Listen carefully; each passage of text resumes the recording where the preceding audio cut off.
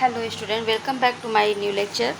पिछले लेक्चर में मैंने आप लोगों को एक्सरसाइज 1.4 करवाई थी और इस लेक्चर में मैं आप लोगों को कम्प्लीमेंट ऑफ सेट और उसकी कुछ प्रॉपर्टीज़ के बारे में बताऊंगी। ठीक है, तो आइए देखते हैं क्या है complement of set. Complement of set क्या होता है? अगर हमारे पास कोई सेट क्या है, अगर हमारे पास कोई एक यूनिवर्सल सेट है, क्या है? यूनिवर्सल सेट है और उसमें उसका कोई एक सबसेट है ए। क्या है? सबसेट उसका क्या है? ए है।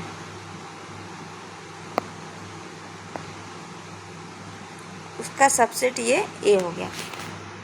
तो ए का अगर हमको कम्प्लीमेंट निकालना है, ए का कम्प्लीमेंट निकालना है, तो ए का कम्प्लीमेंट ए को हटा करके सब हो जाएगा। ये सब क्या हो जाएगा? ए का कम्प्लीमेंट हो जाएगा। समझ में? मतलब अगर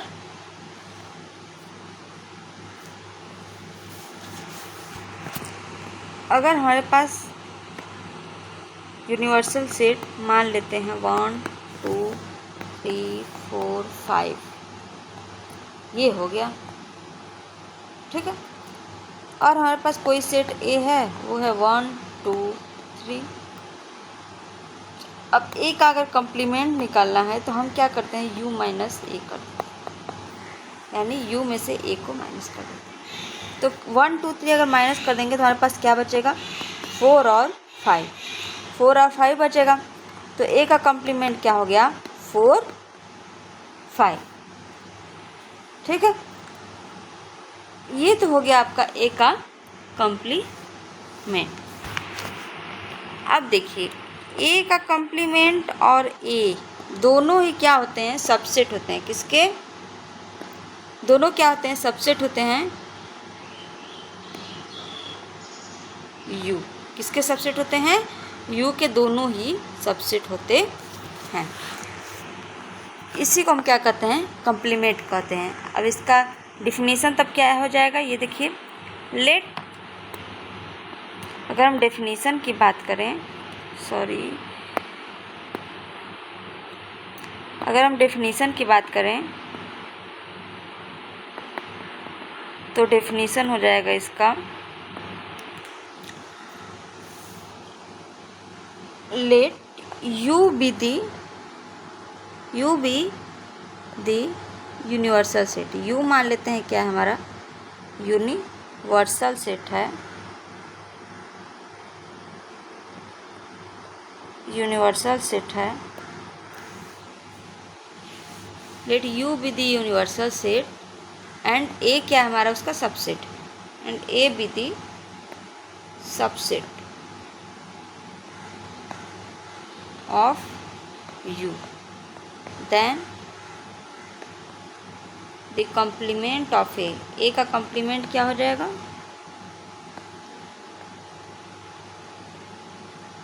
and the complement of A is the set of all element of U which are not the element of A। मतलब क्या हुआ कि उन सारे एलिमेंट्स का सेट होगा जो ए में नहीं होगा, जो ए में प्रेजेंट नहीं होगा। ठीक है, अब ए के कम्प्लीमेंट को हम रिटर्न कैसे राइट कर सकते हैं? Symbolically,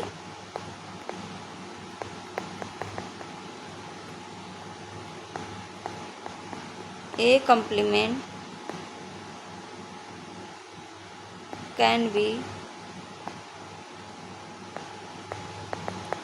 written as a dash। Understand?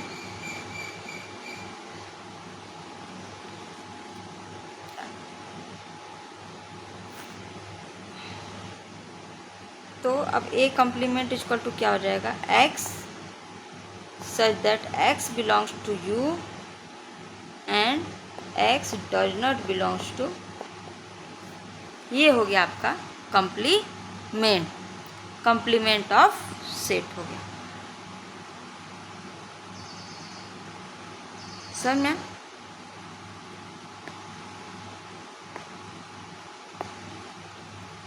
ये तो हमारा हो गया कंप्लीमेंट ऑफ सेट।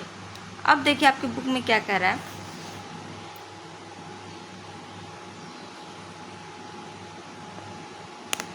ठीक है,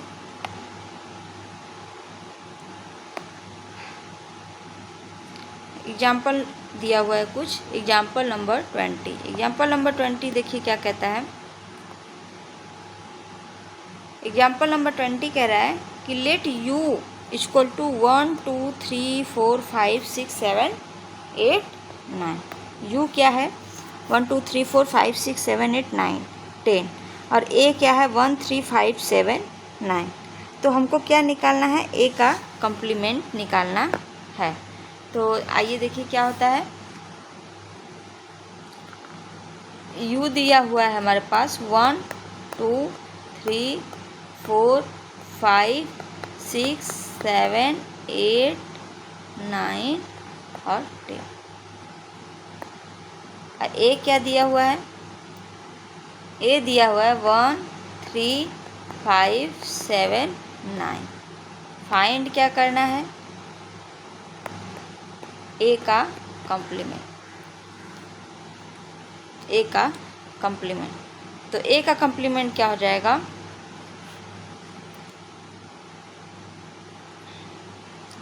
अब कंप्लीमेंट मतलब क्या होता है कि वो एलिमेंट जो ए में न हो, यू में हो लेकिन ए में न हो। तो आइए देखिए, जो एलिमेंट ए में हो उसको हटा दीजिए यू से हटा दीजिए। तो 1 है इसमें, हटा दीजिए। 2 इसमें नहीं है, लिख लीजिए। 3 ए में है, मत लिखिए। 4 5 6 7 8 और 10। समझे? ये हो गया एग्जाम्पल नंबर 20। एग्जाम्पल नंबर 21, नेक्स्ट एग्जाम्पल मेरा क्या कर रहा है ये देखें। Let U be the universal set of all student of class 11 of A coeducational school and A be the set of all girls in class 11। Let find A complement since, ठीक है, A का complement निकालिए। U क्या है? Universal set of all students of class 11 and को educational school and A be the set of all girls in class 11। तो ए क्या है? सेट ऑफ ऑल गर्ल्स है। तो अगर ए का कंप्लीमेंट निकालेंगे तो गर्ल्स को हटा देंगे। जब 11th में गर्ल्स को हटा देंगे तो बचेंगे क्या? हमारे बॉयज़ बचेंगे। तो सेट ऑफ क्या हो जाएगा? बॉयज़। यानी ए का कंप्लीमेंट जो हो जाएगा वो क्या हो जाएगा? ए का कंप्लीमेंट जो होगा set of all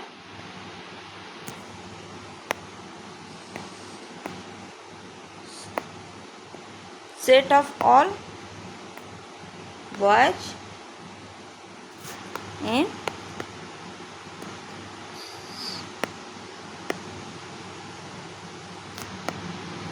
in class 11। Example number ऐसे 22 क्या कर रहा है? लेट यू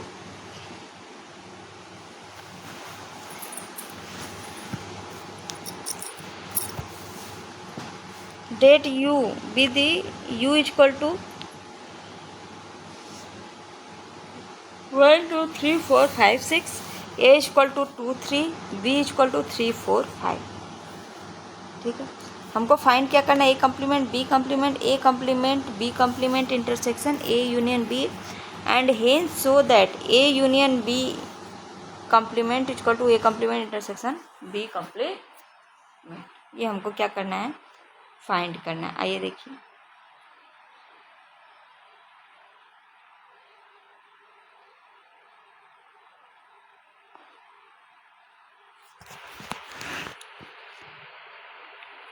फर्स्ट हमारा क्या पूछा है? यू क्या दिया हुआ है? 1 2 3 4 5 6। ए क्या दिया हुआ है? 2 3। बी क्या दिया हुआ है 3 4 5, ठीक है। हमको फाइंड क्या करना है, ए का कॉम्प्लीमेंट। क्या फाइंड करना है, ए का कॉम्प्लीमेंट। तो अब देखिए ए का कॉम्प्लीमेंट क्या होगा कि वो एलिमेंट जो यू में तो हो लेकिन ए में नहीं हो। क्या, ए में वो नहीं। तो ऐसा देखिए क्या है, यू में हो और ए में नहीं हो। ए में जो एलिमेंट है उनको हटा दीजिए यू से। जब उसको हटाएंगे ए में क्या क्या है 2 और 3, क्या है 2 और 3।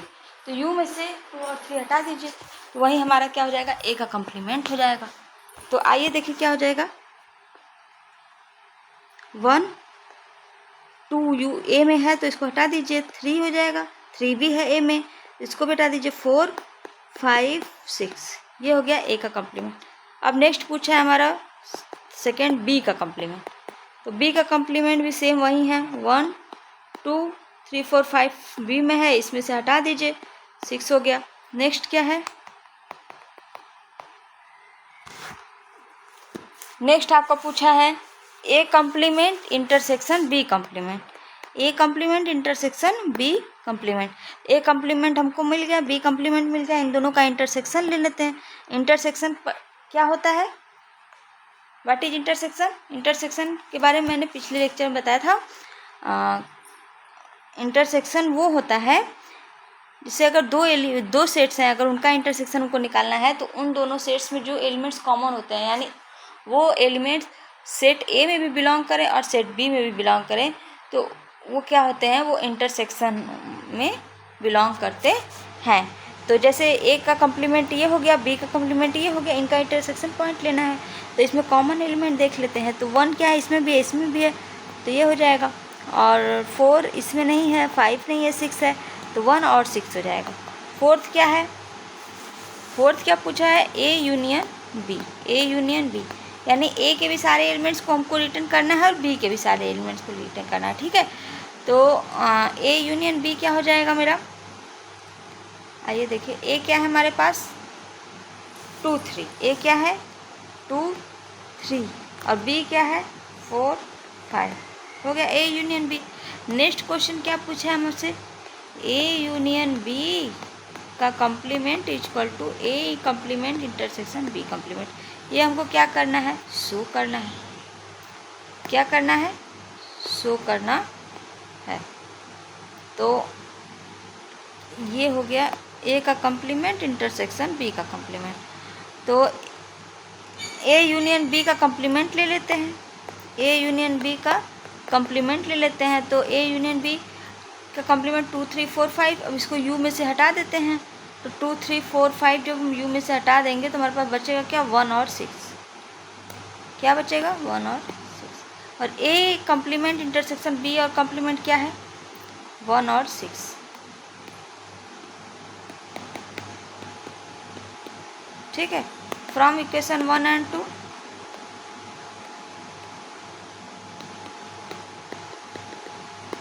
we have A union B complement equal to A complement intersection B complement। हो गया, हो गया कि नहीं। नेक्स्ट क्वेश्चन हमारा क्या है, देखिए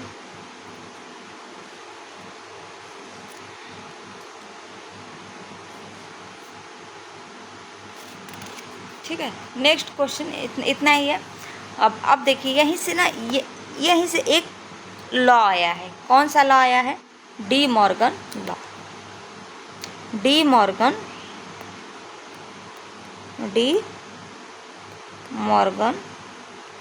लॉ। डी मॉर्गन लॉ मेरा क्या कहता है, डी मॉर्गन लॉ कहता है of complement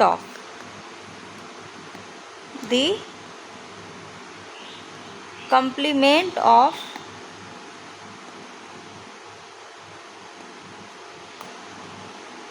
union of two sets is the intersection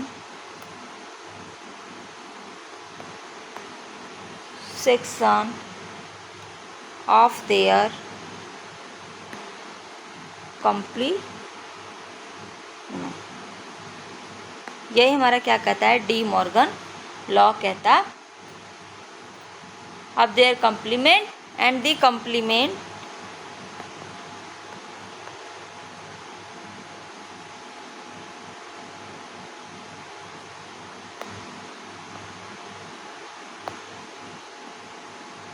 and the complement of the intersection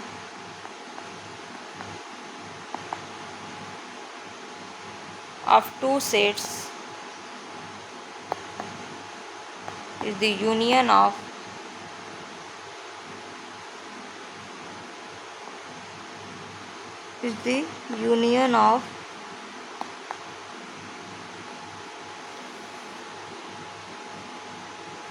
their complete is the union of their complete। ठीक है, यही क्या है, दिस लॉ इज कॉल्ड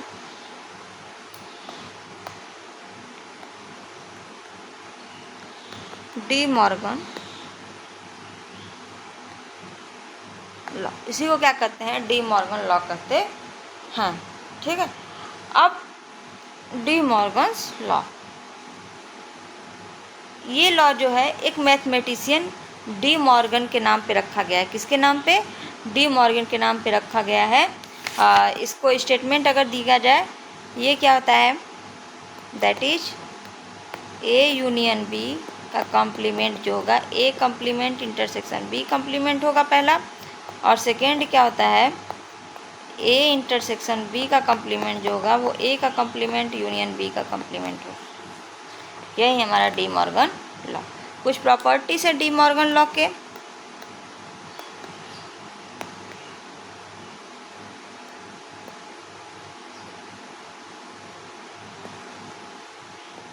कुछ प्रॉपर्टीज हैं इसके, आइए देखते हैं।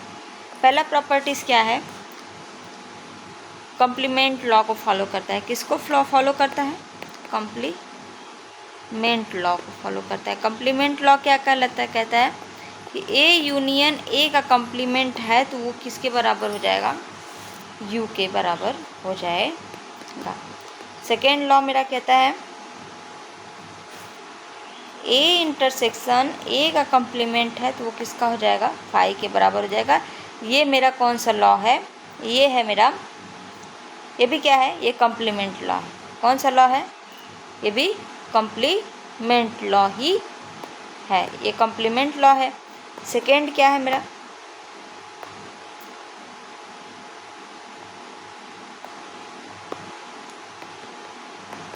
सेकेंड जो है डी मॉर्गन लॉ को फॉलो करता है। किसको, डी मॉर्गन लॉ को फॉलो करता है। डी मॉर्गन लॉ क्या कहलाता है, ए यूनियन बी का कॉम्प्लीमेंट इक्वल टू ए का कॉम्प्लीमेंट इंटरसेक्शन बी का कॉम्प्लीमेंट।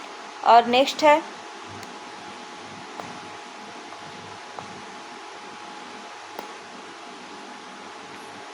ए का कॉम्प्लीमेंट इंटरसेक्शन बी का कॉम्प्लीमेंट, और ए इंटरसेक्शन बी का कॉम्प्लीमेंट इक्वल टू ए का कॉम्प्लीमेंट यूनियन बी का कॉम्प्लीमेंट। ये हमारा डी मॉर्गन लॉ कहता है। नेक्स्ट है क्या है, third, law of double complement. Law of double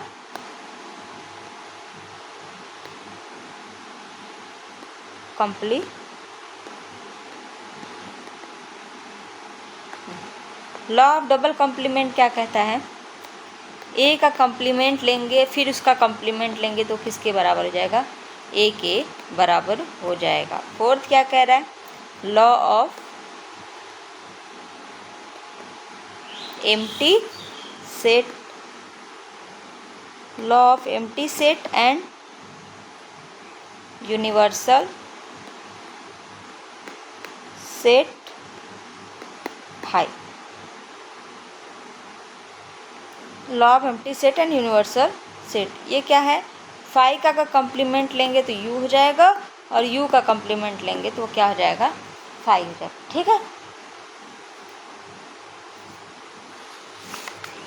समझ में, ये क्या हो जाएगा, फाई हो जाएगा। यही हमारा डी मॉर्गन लॉ है, और इसके कुछ प्रॉपर्टीज हैं, इसके कुछ प्रॉपर्टीज हैं।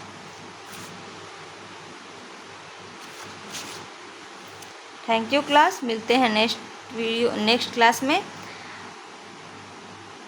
अगर हमारा क्लास पसंद आए तो प्लीज़ लाइक और सब्सक्राइब करना ना भूलिए। Thank you.